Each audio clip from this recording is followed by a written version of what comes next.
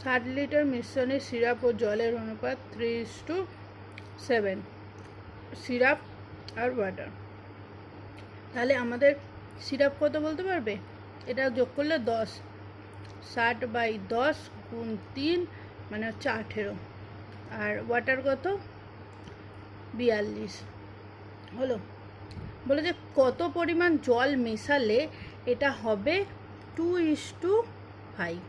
এবার আমি কি করব? জল মেশাতে বলেছে, তাহলে সিরাপ যেমন আছে থাক 18, জল 42-এর সাথে x সমান যোগ করে দাও, দিয়ে এটা সমান সমান হবে। এটাকে এবার সলভ করতে হবে। x/42 প্লাস x গুণ করো, দাও, তোমার ইচ্ছা, করতেও পারো না করতে পারো, আমি করব না, চট করে গুণ। এবার দেখছি গুণ করা ছাড়া কোনো উপায় নেই, তাই গুণ করবো। 540 আর 9 90 মাইনাস 84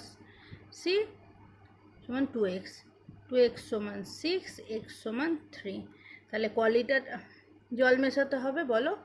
3 লিটার আছে অপশান।